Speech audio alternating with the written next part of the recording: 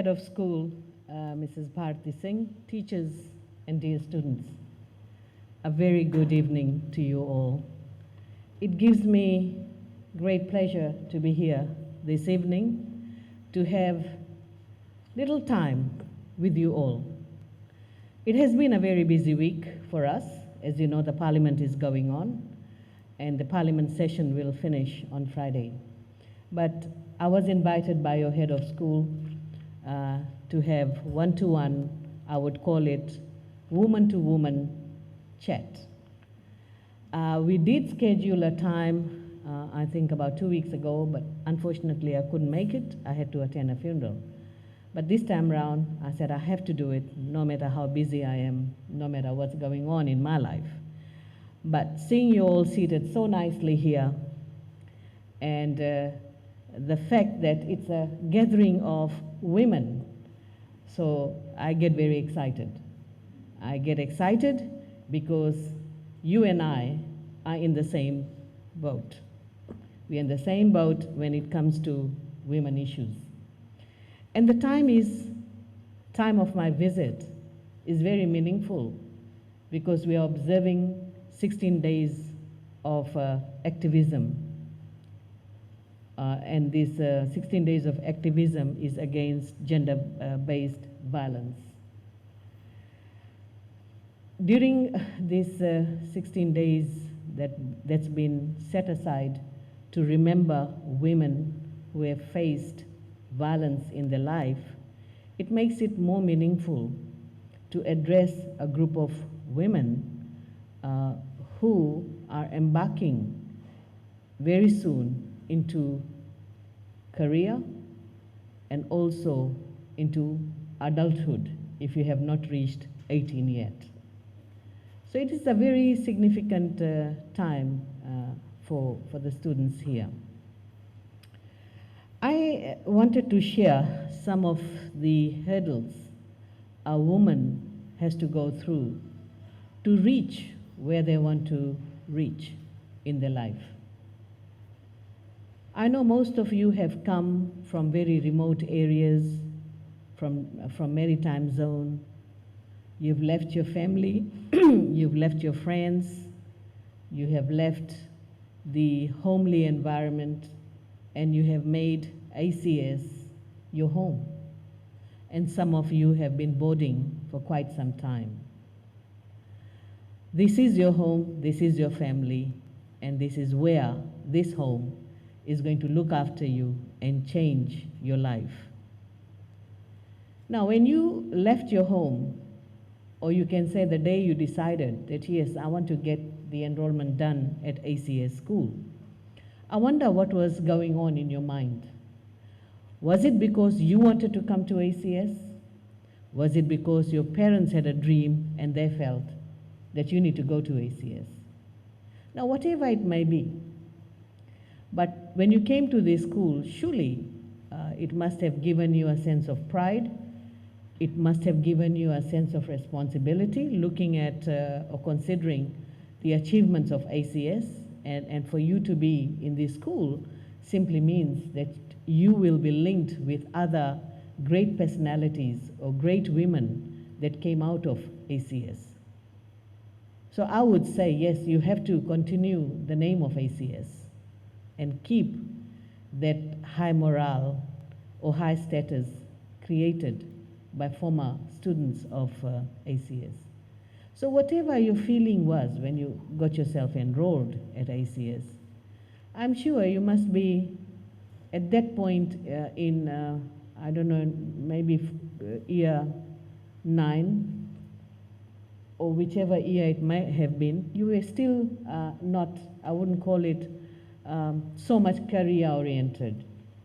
You know, it was more like, yes, we'll have good time here, boarding, we'll be making new friends, sports, new things will be happening, and of course, sometimes it's nice to be away from home too, because that gives you me time. You know, whatever the reasons are. But now you're at a very critical stage of your life, very, very critical stage, a stage where you'll be making a decision, and that decision will take you a long way. There has always been Any family you talk about, particularly in the past, there has been discrimination between girls and boys. We all grew up in that kind of environment. It's nothing new. The girls had different set of duties to do, whereas the boys had another set of duties, and sometimes it was no duty at all. But the women had to do most of the house chores, even looking after the young siblings. And in some families, I mean, I've heard it from my grandparents, from my grandmother, from my mother, and from my aunties, that during their days, things were very, very difficult. And we can never compare ourselves with what they went through. Because in those days, women's place was always in the kitchen. In those days, men did not want to marry a woman who was, you can say, a woman who was working outside or was a professional. They just didn't want to. If they'll come to know that you're a working woman, you're a professional, then it was extremely hard to find a match and to settle. Those were the days. And the women had to struggle a lot more because there were no electricity, no regular buses that you normally can hop in and go wherever you like. All those convenience or privileges, or you can call it things that we need to get on with our lives, were not available, were not easily available. So women struggled in those days. But gradually, our mothers, our grandmothers always said, what we went through in our life, we don't want our girls to go through that. And that was the turning point in my generation. And I can say for myself, and I can relate my story with you tonight, that I was the first graduate in my family. My father wanted me to study. He wanted me to graduate. He wanted to see a child with a degree, and I was that child. And I could see the excitement when I first enrolled in a secondary school after finishing my class 8. The excitement was so much that even the seamstress had to come home to measure my uniform, and I'm standing and displaying, and all the measurements are being taken, and all family members are sitting around and watching that. Now, for the family members, it was a proud moment that a child is now going to a secondary school. But for me, looking at what was happening around me was more of a pressure. And I felt that there is so much of responsibility on me. This is the expectation of my family. I have to deliver. I have to do it. That was my thinking. Not that I was also enjoying getting all the measurements taken, but that was the starting point in my life, that I felt that yes, I have to do something and I have to do it well. But my journey started, and then of course I went to MGM High School, and I did not hold myself back anytime whenever I was asked to do anything in school, whether it was drama, whether it was oratory, whether it was I was part of the quiz team, no matter what it was, even on the sports field, I was ready to do anything because I felt this is the student life. I have to live and enjoy to the fullest. I will not get another opportunity. And I thoroughly enjoyed my school life. Then after finishing off with year 12, in those days year 13 just started. Very few schools had year 13. And I was ready to leave Fiji for my further studies. As I said, my father was very excited. He wanted me to have a degree, so he'll do anything to get me out of Fiji to get a degree. So I went abroad and I studied. And when I went abroad, again, the university that I went to, immediately I was chosen as a leader in the Students' Council. So my leadership role did not stop from home, being the eldest child, going to the school, becoming the head girl of MGM, then again moving on to university, part of the Students' Council. And that journey continued, and along the way, I learned so many things. So many things. It just prepared me for life. And then one has to be adventurous. One should not settle for mundane things and say, all right, you know, this is okay. I've done my studies up to here. That should be fine. Never mind, I did not participate in A, B, C, and D. It's all right. Sometimes it is all right. It is okay if you cannot do all these things. It's perfectly fine. But you must give yourself an opportunity to make that decision, and do not flow with some friends who say, no, I don't like sports, and so you become part of that team. That's not how it works. You need to look into your inner self and ask yourself, is this what I'll enjoy? And then from there, you go for it. I would like to encourage you and simply say to you that do not let COVID-19 come in your way. I know COVID-19 has caused a lot of disruption in our life, and worse, it has caused a lot of disruption in your life at this moment. You know, year 12 and 13 is very crucial. It's a time when you decide your future. And with 2 years of disruption in schooling, it's no fun. I understand that. It's very, very upsetting when you cannot have regular classes, face-to-face classes, or you cannot be with your friends, or you cannot be in touch with your teachers as much as you want to be. But don't let COVID-19 hold you back. Just don't.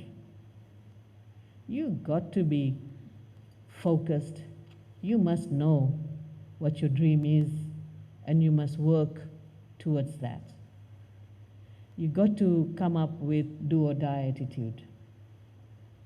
This is your time, just do it. We also live in a world which is very, very, you can call it destructive as well as distracting you from your studies. In this time, we find a lot more young people engaged in drugs. There are a lot of teenage pregnancies.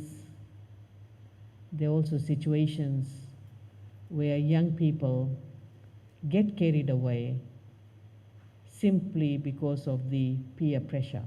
They don't realize they're not able to make an informed decision.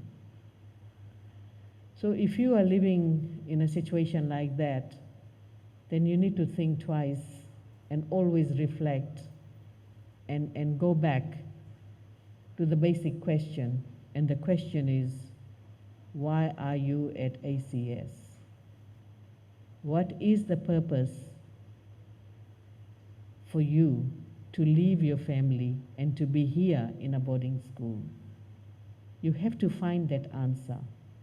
And once you find that answer, you'll be back on track. You'll know exactly why you are here and what is your key purpose of joining this institution. And I want you to keep thinking about that. I also want to share with you that life cannot be always a bed of roses. It cannot be. There will be ups and downs in your lives, but you have to get on with it, live with it, and deal with it. Now, some people or some women are much more stronger than the others. Some can deal with it on their own without sharing it with their friends, without sharing it with their family, without sharing it with their teachers. They're very strong. They can deal with it. But there are some who need a lot more attention because we're all different. Now, I really encourage those students who need help. You must ask for help. You must confide in your friends. You must talk to someone. You must talk to your teachers, or you can even access counselor services. But it's good to get your mind cleared than to study or be in the school system with this cloud around you. You won't be able to see things through. So you need to get rid of that cloudiness that can actually come in the way. So I encourage you to access service as and when you need that service. At least for now, the schools provide counselors. In our days, there were no counselors. And I said the gender difference was huge. Women could not go out freely, or even going to town or city was a problem. Parents were so protective, they wouldn't let their girl child leave home. The boys could do anything they liked, but the girls couldn't. The girl's job was in the house. You can help in cooking, you can help in cleaning, you can help in washing, you can help in looking after the siblings. That was their role. When it came to dinner time, again, dinner time, the boys will eat first, and then whatever is left, then the women will share that. But that was during those days, not now. Why I'm sharing that story with you is for you to see the difference, how far we have come. In this era, my generation, we don't treat boys and girls differently, at least I don't. I have 3 children, 2 boys and a girl, and I treat them same. My boys know how to cook. I've taught them that. They know how to wash, they can look after themselves. We have also seen differences when it comes to family properties, or you can call it family wealth. You know, when the parents have accumulated wealth and then they have to come up with a will when they pass on, how whatever accumulation, or you can say whatever wealth they've accumulated, how will it be divided? I can speak from the Indian family point of view.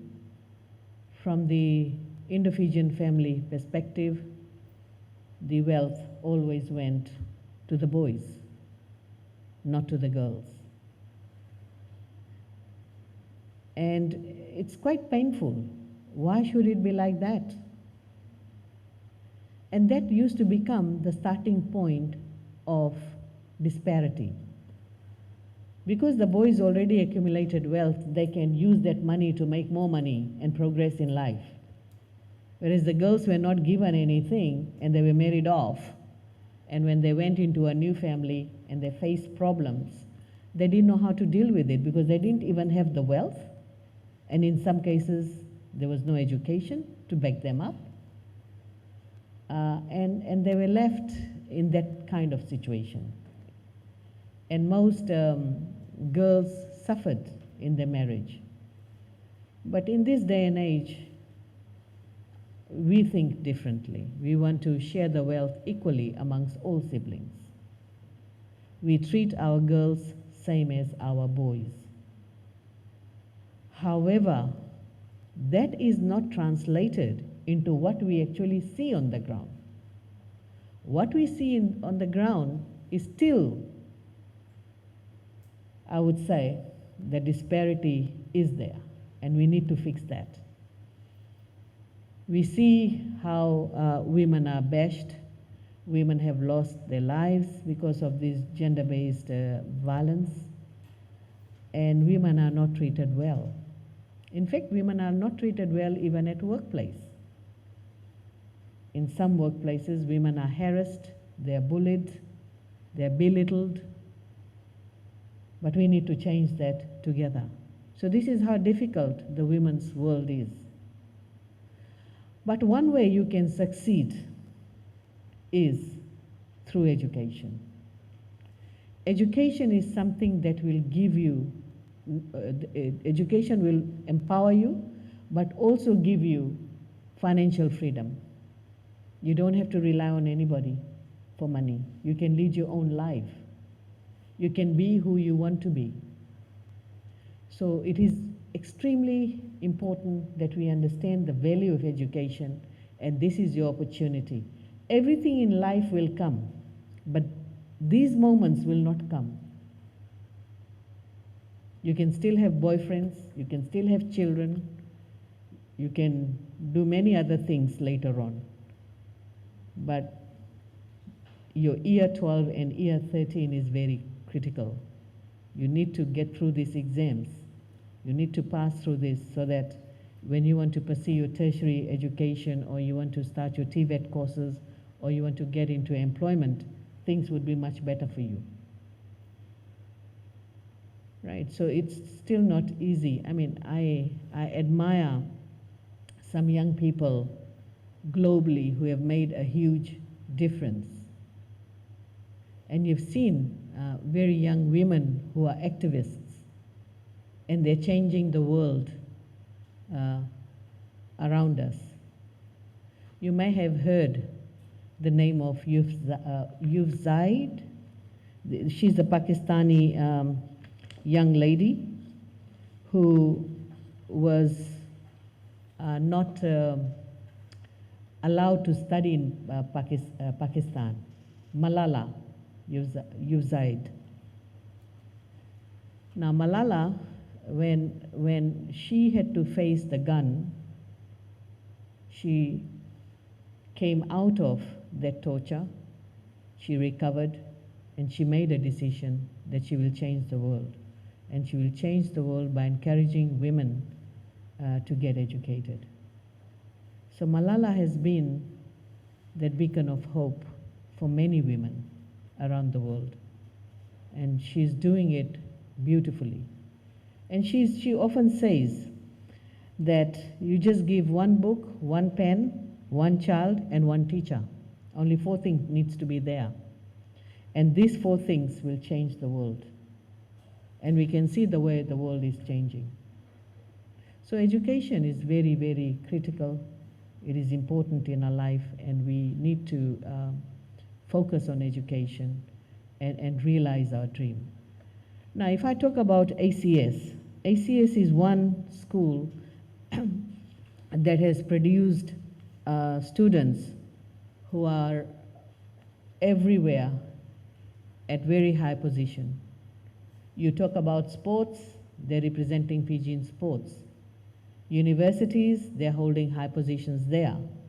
Politics, there are many women from ACS in parliament. If you talk about medical field, again, ACS students have become doctors. ACS students have become teachers. They're holding very prestigious position. And it is really the grooming and the teaching that is given to ACS students by your teachers at the premises. And I want to share today some of the achievements of ACS ex-scholars. And I'm sharing this with you with a hope that you will be motivated to become one of them. I'm told that in 70s and 80s, many of the Lililians represented Fiji in the Commonwealth and South Pacific Games. And currently 2 of the ACS girls are in the Fijiana team. You know who they are? Naomi Navunga and Laisani Modei Sawana. Then, if you look at academics, academic and administrator roles at universities, we have really some big names. For example, Dr. Akanisi Kendriaki. She became the Dean of Faculty of Arts and Law and Education at USP. Dr. Adi Nambalarua, She became the Pro-Vice Chancellor at USP and Dean of FNU. Dr. Keseya Seniloli, she was the Acting Dean, Faculty of Business and Economics at USP. Dr. Esther Williams, she was a librarian and later Deputy Vice Chancellor at USP. This is the cyclone season, and you'll be seeing this lady more often on the television. She's none other than Vasiti Soko, and she's also an ACS scholar. And recently she was awarded by the international body for the work that she does in national disaster. And that makes all women very proud of her achievement. Then we have got businesswomen, Mary Semisoni, the first woman who started Hot Bread Kitchen. What a great concept.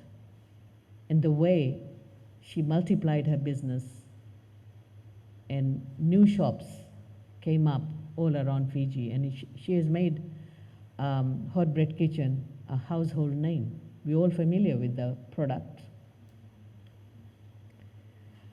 Then I'm very pleased to say a person that I know very personally, Miss Anna Tuikitei. She is a legal practitioner and first Pacifica female in the court arbitration for sports and first listed Pacific Council with International Criminal Court. Very few people can reach that far, and she did. And if I talk about women in politics, the number of women from ACS who joined politics. And these are Linda Tumbuya, Honorable Seniana Randrondro, Honorable Lithia Gunibaravi, Honorable Tanya Wanganika, and the former Minister for Women and Poverty Alleviation, Mrs. Meriseni Rakuita. And let's not forget the first Speaker of the House, first Speaker, woman Speaker of the House, none other than our late Dr. Jiko Luveni. She was an ACS scholar. And it's a very proud moment. And I'm sharing these names because these names you are familiar with. But there are other women before them from ACS who made a name in politics, in sports, in business, in every facet of life. They've done extremely well. So you can see the success of women who went through ACS school. Just like today you are sitting in this dining room listening to me, those women also sat in the dining room. They went through the education system. They went through their classes as you are doing, but they had a dream and they managed to realize their dream. And today they are free women. They make the decision.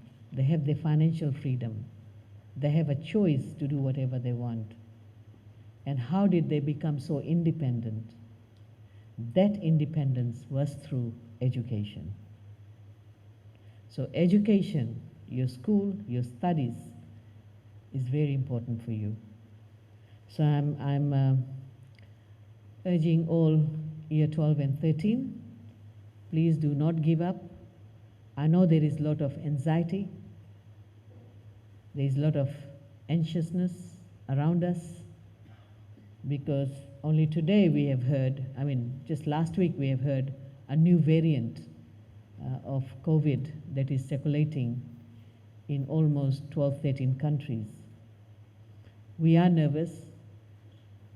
The WHO has not come up with a conclusive evidence on this Omicron virus, how serious this virus is, and I hope it is not serious at all, so that we can just get on with our lives. And what a day. I'm here on 1st of December. 1st of December signifies World AIDS Day. But in our history, 1st of December will signify the opening of borders after 2 years, where we allowed our tourists to come to our shores. And if you have not watched the 6 o'clock news, if you can, you should watch that news. The excitement in the Western Division, how excited the people are, the businesses are, the hotels are. And for me, the Christmas has come really early in Nadi. There's so much of things happening in Nadi that you want to be part of it. So it's a great day for Fiji, and I hope that with your studies you'll make a great day in your life as well.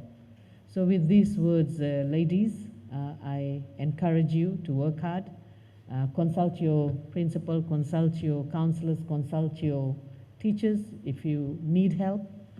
Do not sit back and feel that, why should I be asking, or feeling a little bit uncomfortable to ask. Be bold. Be bold. Go for it. It is your right to ask questions. It is your right to learn. And it is the teacher's responsibility to provide that service to you. I always believe you are the clients and teachers are the service providers. And there is this relationship between client and service providers. So take this opportunity and build your life, build your career, and I wish you very best for your exams, and I also wish you very best for your future. Vinaka.